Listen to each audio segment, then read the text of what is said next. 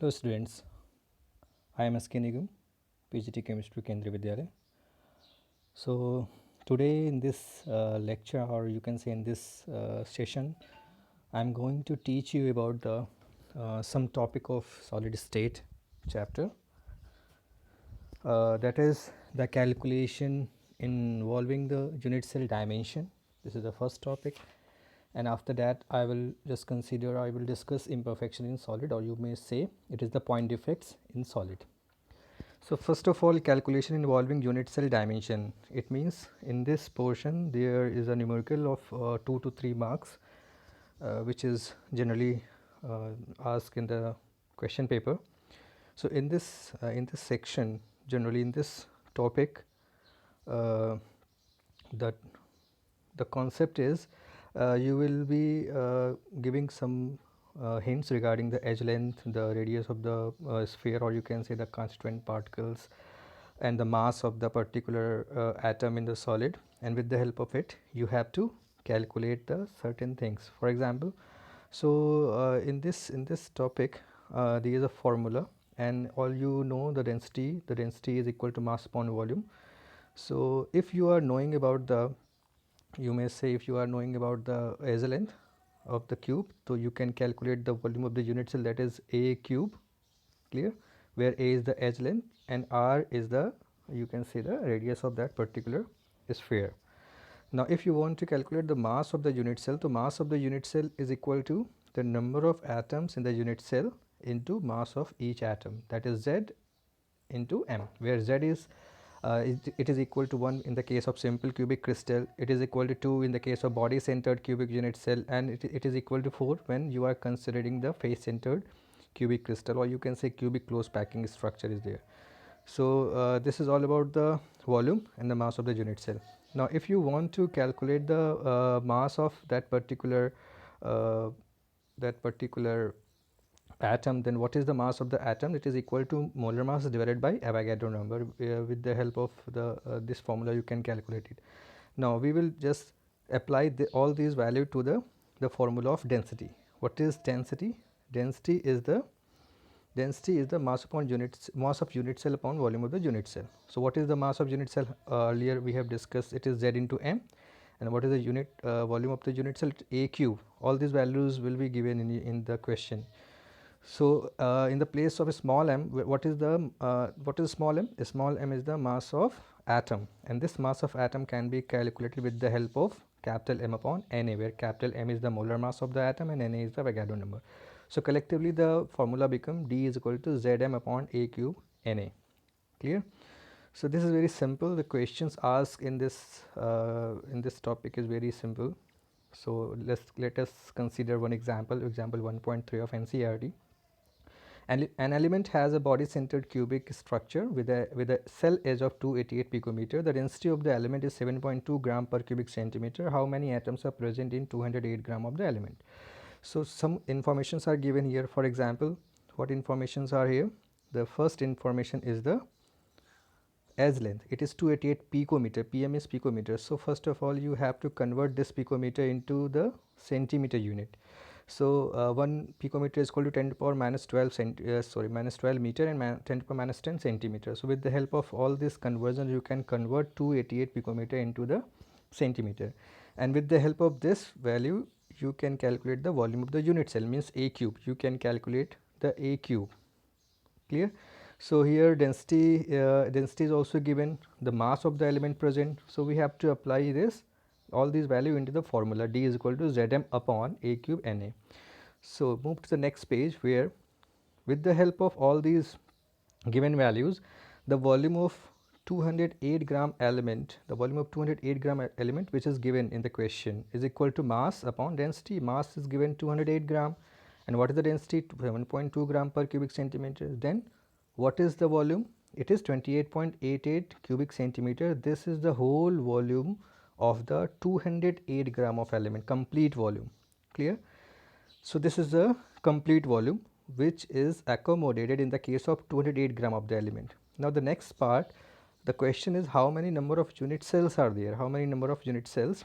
So how many number of unit cells? You can calculate it with the help of the division of this total volume of the 208 gram element by the volume of 1 unit cell. So if the total volume is divided by volume of 1 unit cell, then you can calculate the number of unit cell, that is 12.08 into 10 to the power 23 unit cells are there.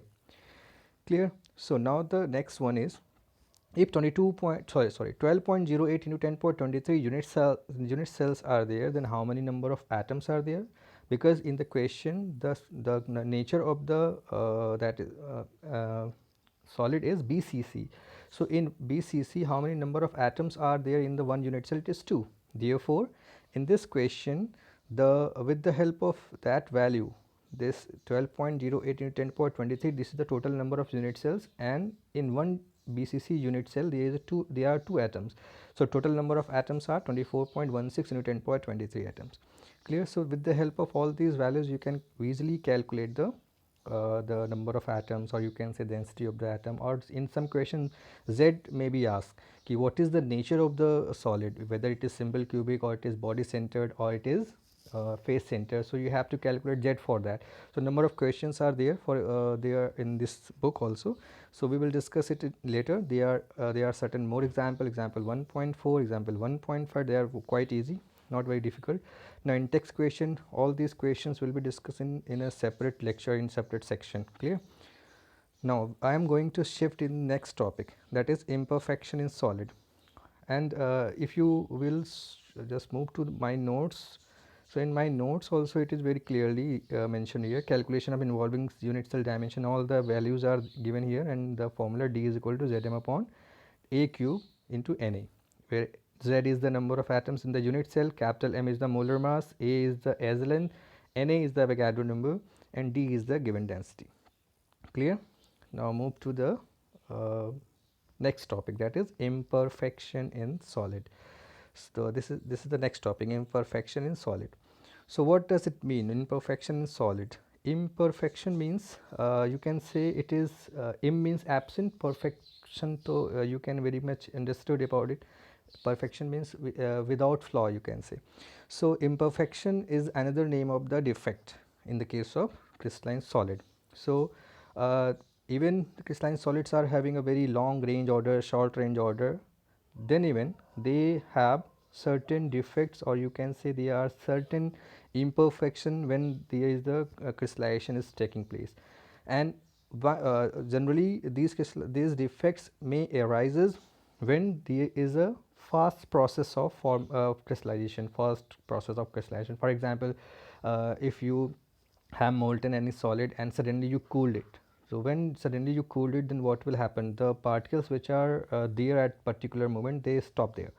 So in this situation, the imperfection arises, the defects arises. Now the defects are of two types basically. There are two types, point defects and line defects. So point defects are the irregularities, or you can say they are the imperfection when there is a deviation from ideal arrangement around a point or an atom in a crystalline substance. Means there is a defect at particular location only.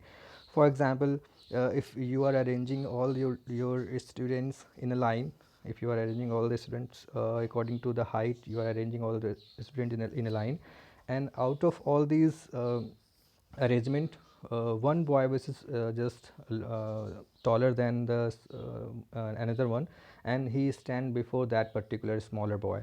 So it is a kind of point defect. Clear? So this point defects means if the defect is at a particular location, at particular point, or a particular atom is defective. So this is point defect. And line defect, they are the irregularities or deviation from ideal arrangement in entire row or of lattice. The whole row is defective. That's why it is termed as line defect. Means it is not limited. It is not limited up to a point. It is a defect which is extended in a row. A number of points which are present in a row, they are defective. So these two kind of the defects are there, point defects and line defects, and in our syllabus only point defects are considered here. So type of point defects. So in NCERT, there are three kind of the defects. What kind of the defects are? Stoichiometric defects, impurity defects, non-stoichiometric defects. So first of all, we will discuss the stoichiometric defect. Stoichiometry. So the name is very much understood about. You must know about the stoichiometry. Stoichiometry is, in very easy language, it may be considered as the, you may say, if there is no any kind of uh, difference in the formula and the actual ratio of the elements present in the compound. For example, x and y, these are the two elements and they are forming a crystal, and the formula become xy2. For example, the formula is xy2. So xy2, what this formula is representing, there is a one in one molecule of xy2, one atom of x and two atom of y is there. And if you are considering the 1000 xy2 molecule, then what is the number of atoms of x? And 1000 x and 2000 y. And if this ratio is maintained throughout the crystal, then it is saying that this crystal is following stoichiometry. But by chance, if this ratio is changed, means if the ratio is 1:2 in the case of xy2, and if 100 molecules of xy2 is there, so the stoichiometry will be, if 100 x and 200 y atoms are there, then the stoichiometry is following. But if there is a difference, for example 100 x are there, and in the place of 200 y, 199, 198, 190 or 210, these are the number of atoms of y, then you may say it is not following stoichiometry. It means it is a kind of non-stoichiometry. Clear? So in stoichiometry defects, are basically of four types. Stoichiometry defects are of four types: vacancy, interstitial, frenkel and Schottky defect. There are four types. And why these four types are there? Two, vacancy and interstitial defects are considered in the case of non-ionic solid, and frenkel and Schottky defects are considered in the ionic solids. So first we will discuss the vacancy defect. Vacancy defect means if there are some lattice sites are vacant. Vacant means there is a missing missing of certain particles. For example, in this diagram you may be very much you get very much confirm here. There are the two vacancies. These two are the vacancies. So vacancies defects means if the lattice sites are vacant, then this kind of defect is termed as vacancy defect. And in the case of vacancy defect, the density of the crystal will decrease, because the volume remain the same, but the mass of the atom will be less than the actual one. That's why you can say there is a decrease in the density. Now the next one is interstitial defect. Before interstitial defect, you must know about the interstitial.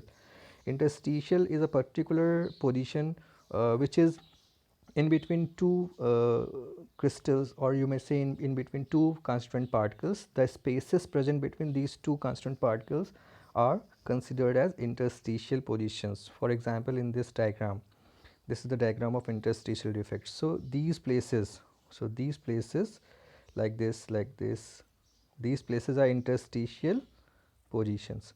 Clear? Interstitial means the places between two constituent particles. So if in the case of non-ionic solid, the particles, when some constant particles occupy an interstitial sites, the crystal is said to have the interstitial defect. So in this case, the density of the particular solid increases, because the volume remain the same, but the number of particles increases. For example, this particle and this particle in this diagram, these particles increases, but the volume remains same. So because of this, the density increases. Clear? So all these two type of vacancy and interstitial defects are found in the case of non-ionic solid, because there is no such case of electrical neutrality. But if you are talking about the ionic solid, then what is the basic problem? If the equal number of ions and cations are not there, then the electrical neutrality will not be there. So this is the point. Ionic solids must always maintain electrical neutrality rather than simple vacancy or interstitial defect. They show these defects such as frenkel and the Schottky defect. So what is frenkel? Frenkel defect is a kind of you can say it is a collective defect in which vacancy as well as the interstitial defects both are happening. That's why it is also termed as dislocation defect. With the help of this diagram, you can very easily understand. This is the figure 1.29. In this diagram, it is very clearly mentioned that this position, at this position there is a vacancy. Clear? So, this is the vacancy, and the cation which is just displaced from this position occupy any interstitial position like this one. Okay, this is blinking here. So, this is the interstitial position, this is the vacancy. So, cation created a vacancy and it shifted to the interstitial location. So, that is why it is a kind of frenkel defect, and it may also considered as the dislocation defect. Clear? So, in this case there is no effect on the density of the solid, because there is not a loss, not a gain of any kind of cation or anion. But this defect, in this case, first of all, there is no change in the density, and this defect is generally shown by the ionic solid when there is a large difference in the size of the ions, means the cations are very small and anions are bigger. In that situation only there is a interstitial site in which the smaller cation can be accommodated. So, if the size difference is there in the cation and the anion, then only this defect may be created. So, the examples are ZNS, AgCl, AgBr and AgI. So, these are the examples, and in these examples what is the basic feature? The basic feature is the large difference between the size of cation and the anion. Now, the next one is the Schottky defect. The Schottky defect, this defect is a kind of vacancy defect in the case of ionic solid. This is the defect which is a kind of vacancy defect in the ionic solid. Why in the case of Schottky defect, what is the basic feature? The basic feature is to maintain the electrical neutrality, the number of cations and anions which are missing, they are equal in number. That is why electrical neutrality will be maintained. Otherwise, the electrical neutrality cannot be maintained clearly. And in this case, the density of this crystal decreases because there is a loss of ions. So, in this diagram, so this is the diagram. In this diagram, you may see that these are the vacancies, and there is a equal number of cations and anions are missing. Clear? So, this is all about the defects, Schottky defect, and one more thing is there. And which kind of ionic solids show the Schottky defect? In which there is a size of the cations and anions are approximately similar, then only this kind of defects is the Schottky defect is shown by the ionic substances in which the cation and anions are of almost similar sizes. For example, NaCl, KCl, CaCl, AgBr. And AgBr, in this case, in the case of AgBr, it show both the kind of defect. So, this is a very good example which can be used in both the kind of defects. Which kind of? Frenkel and Schottky. And the next one is impurity defect. What is impurity? As the name indicates, the impurity defect, there is some impurity. So, in the diagram is very clearly just show you about the impurity. So, in this topic it is written here कि if there is a crystal, for example NaCl crystal is preparing, and along with the NaCl you are using strontium chloride as impurity, then what is happening? Because SR is having +2 charge and Na is having +1 charge. Clear? So, if in the place of Na plus, if you are placing Sr2 plus, then according to the electrical neutrality concept, what is happening? Every Sr2 plus, every one Sr2 plus cation will displace 2 Na plus ion. Clear? So, out of 2 Na plus ion, one position can be accommodated by the, for example, these two positions are vacated when you are placing Sr2 plus as impurity, because Sr2 plus is having +2 charge and Na plus is having +1 charge. So, according to the electrical neutrality, what will happen? If one Sr2 plus will be added, then 2 Na plus will be removed. So, out of the two position of Na plus, one position can be accommodated by the Sr2 plus and one position become vacated clearly.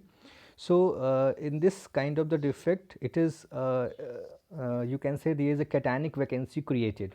So, in this defect, every Sr2 plus cation is creating one cationic vacancy. One more example is here, CdCl2 and AgCl. So, the question may be asked on the basis of SrCl2 and NaCl as well as CdCl2 and AgCl. So, this is all about the impurity defect, because along with the NaCl there is a SrCl2 which is the kind of impurity. Now, the next defect is non-stoichiometric defect. Non-stoichiometric defect, as I discussed earlier, the stoichiometry of the compound or the solid disturb, then it is termed as non-stoichiometry, means the ratio of the cations and anions present in the compound may be disturbed. Clear? So, it is of two type: metal excess defect, and metal deficiency defect. There are two kind of the defect, and all these may be written as you can say M1 plus X n. This is the kind of metal excess defect, and if you are writing the metal deficiency, means M1 minus X n, M for metal, N for non-metal, or you may say cation or anion, and 1 plus X it is the metal excess, and 1 minus X it is the metal deficiency. Clear? So, what is metal excess and what metal deficiency defect? Metal excess means the number of metal ions are greater, or you can say the number of metal ions are more. So, there are two reasons behind it. Metal excess defect is because of two reasons. The first one is metal excess defect due to anionic vacancy, and the another is metal excess defect due to presence of extra cation. So, there are two reasons. One by one we will discuss it. So, the first one, metal excess defect due to anionic vacancy. Anionic vacancy means there is a vacancy which is created by the loss of anion. And how this vacancy is created, let us just look at this diagram. In this diagram, this is the crystal of NaCl, Na plus and Cl minus. So, minus sign is representing Cl minus, and plus sign is representing the Na plus ion. So, if there is a crystal of NaCl and you are just spreading the vapors of fresh sodium vapors are spreading over it, then what is happening? The Cl minus which is present in the bulk of the crystal, they come to the top, and they get reacted with the new sodium atom. So, sodium is sodium vapor. In the sodium vapor, sodium is not in the ionic form. So, when it is reacting with the Cl minus, then what is happening? Then in this case, for example, this sodium is reacting with the Cl minus. So, sodium vapor has to lose one electron, and this electron will be occupied in the position from where the Cl minus gone to the top. Clear? So, this vacancy is occupied by the electron which is lost by the sodium. Clear? So, this is the anionic vacancy, and this anionic vacancy is occupied by the electron. Clear? So, this electron, because of this electron which is free in nature, this is termed as F center. This is F center. In German it is Farbengenter, which means color center, and this electron is responsible for the yellow color of the crystal of NaCl. Because when the sunlight is or the electromagnetic radiation is falling on the crystal, it get excited, and when it is coming back to this ground state, it is emitting radiation which is of yellow color. Similarly, in the case of LiCl, the crystal is having pink color. In the case of potassium chloride, the color of the crystal is violet. So, question may be asked on the basis of NaCl why it is yellow in color. So, the answer will be it is due to F center, or question may be asked why the crystal of LiCl or KCl is pink or violet. So, the reason will be F center or Farbengenter center. It is very important question regarding the board examination. It is 1 mark question, and it is generally it is asked in the question paper. Now, the second point why this is non-stoichiometric defect is happening, it is because of the presence of extra cation, and the example is zinc oxide. When zinc oxide is heated up, then this reaction will happen, and it is forming the white crystal. And in this reaction, you are very clearly observing the Zn2 plus and 2 electron. So, electronically they are balancing the electrical neutrality, and O2 gas is here, which is O2 molecule, which is in the form of gas, and it will escape from the crystal. So, anion, if you are just looking at the reaction, you may very clearly conclude that there is a loss of oxygen, means the anion is lesser in number in comparison to the cation. That's why you can say the cations are in excess. So, this is the metal excess defect due to presence of extra cation, and this question is also generally it is asked in the question paper. Clear? Now, the next is the metal deficiency defect. So, what is metal deficiency? In which there is the less number of metal, and earlier I have written it. It is M1 minus X and N. It is a symbol. You may say it is a symbol. Clear? So metal deficiency defect is generally found in the case where the metal has tendency to show variable valency. For example, in the case of FeO, it has tendency to show Fe2 plus as well as Fe3 plus in cationic state. So generally the formula is FeO, but it is following this kind of the formula. It is not 1:2, the ratio of iron and oxygen is not 1:1, it is 0.930 or 0.960. Why it is happening? Because some of the Fe2 plus ions are converting into the Fe3 plus ion. So on the basis of the electrical neutrality, what is happening? Every 2 Fe3 plus ion, every 2 Fe3 plus ion displaces 3 Fe2 plus ion. Clear? On the basis of the charge. So 2 Fe3 plus ion is having plus 3 charge and 3 Fe2 plus ion is having plus 6 charge. It means if there is a loss of if 3 Fe2 plus ion converts into Fe3 plus, then every 2 Fe3 plus ion displaces 3 Fe2 plus. It means the loss of one iron atom. Clear? So in this basis, the metal deficiency defect arises. Okay, so this is all about in this lecture. Thank you. If you like this lecture or this discussion, please hit one like and subscribe it and share it also. Thank you.